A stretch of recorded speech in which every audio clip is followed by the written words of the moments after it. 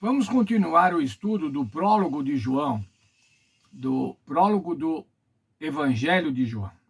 Vamos ler novamente João 1, dos versos 1 a 3. No princípio era o Verbo estava com Deus e o Verbo era Deus. Ele estava no princípio com Deus. Todas as coisas foram feitas por ele e, sem ele, nada do que foi feito se fez. A palavra, o Logos. O que era esse Logos? O que era esse Logos para os gregos? A palavra, o Verbo.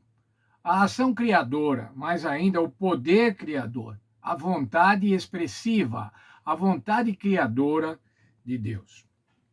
O conceito grego de Logos tinha a ver com conhecimento e tinha um formato abstrato. Vou ler um texto da nossa lição. Os ensinos de Platão, filósofo grego, dividiam a realidade em dois domínios. O domínio celestial e imutável e perfeito, onde existe o domínio visível, e depois o domínio visível, perecível, mutável.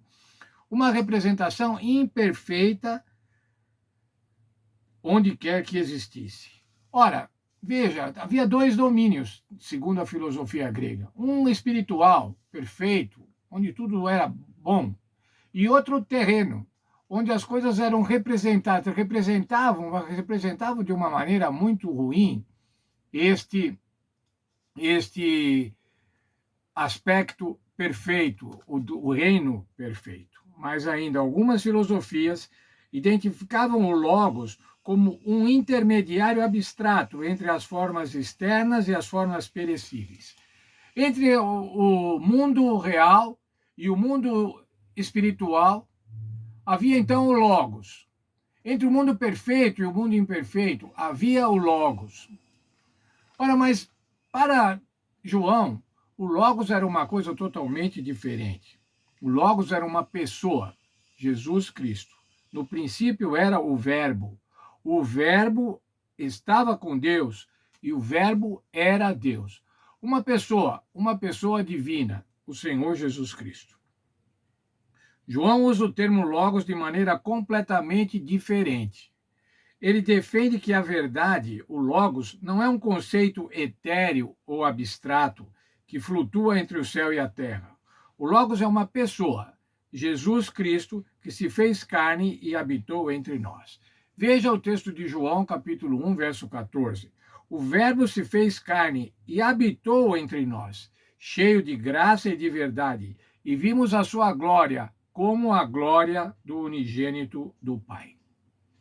Veja, este Logos, esta verdade, encarnou, o Espírito se fez carne, o Verbo se fez carne.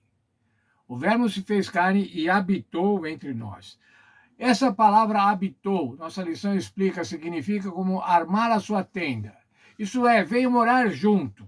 A palavra Logos se revelou à humanidade, se tornou um de nós. A palavra, o Senhor Jesus Cristo, se tornou um de nós. No Evangelho de João, o Logos representa o Deus eterno, que entra no tempo e no espaço, que fala, age e se relaciona com os seres humanos em nível pessoal. O Deus eterno se tornou um ser humano, um de nós.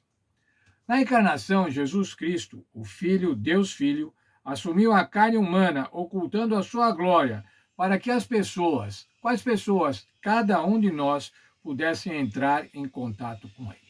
Veja, um Deus transcendente, mas um Deus agora imanente, que se manifesta, que se encarna de uma maneira maravilhosa, de uma maneira misteriosa, se encarna e vem agora morar juntamente conosco. O amor de Deus, através do Senhor Jesus Cristo, propõe uma interação, um relacionamento pessoal com os seres humanos. Como eu disse agora há pouco, um Deus transcendente que preenche todo o universo, mas um Deus imanente que quer se relacionar com as suas criaturas e o faz encarnando.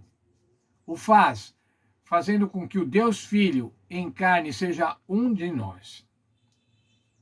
Veio habitar, como diz o verso 14, o Verbo se fez carne e habitou entre nós. E agora, então, eu quero fazer uma pergunta para mim. Eu tenho permitido que o Senhor Jesus habite em mim? Fazer essa mesma pergunta para você. Temos permitido que o Senhor faça habitação em nós? Veja, irmãos, fazer habitação não é passar para visitar. Fazer habitação é morar, ficar junto, ficar longo tempo. Não é uma simples visita. Habitar não é visitar. Muitas vezes, irmãos, nós permitimos que o Senhor Deus, o Senhor Jesus, nos visite de vez em quando. Nos visite no sábado pela manhã, quando vamos à igreja, nos visite quando assistimos um culto. Mas nós temos permitido que Ele habite, que Ele more continuamente conosco. Temos permitido que Ele arme a sua tenda, como o significado da palavra quer dizer. Que Deus abençoe, irmãos, e que a gente possa entender. O Senhor Jesus se fez carne para habitar na terra. Ele veio e habitou na terra. Durante a sua vida, 30 e poucos anos, 33 anos, o Senhor Jesus habitou na terra. Mas o Senhor Jesus pode habitar em nós através do Espírito Santo. Lembre-se, o Senhor Jesus disse que quando ressuscitasse, ele ia mandar depois o Espírito Santo, o Consolador, aquele que fica adjunto, que vai estar conosco, morando conosco. Que Deus abençoe que eu e cada um de nós deixemos o Senhor Jesus fazer morada na nossa vida, morada no nosso coração, morada no nosso entendimento. Para dessa forma, então, nós poderemos aproveitar, nos apropriar da graça e da verdade e vermos a glória de Deus, a glória do Pai.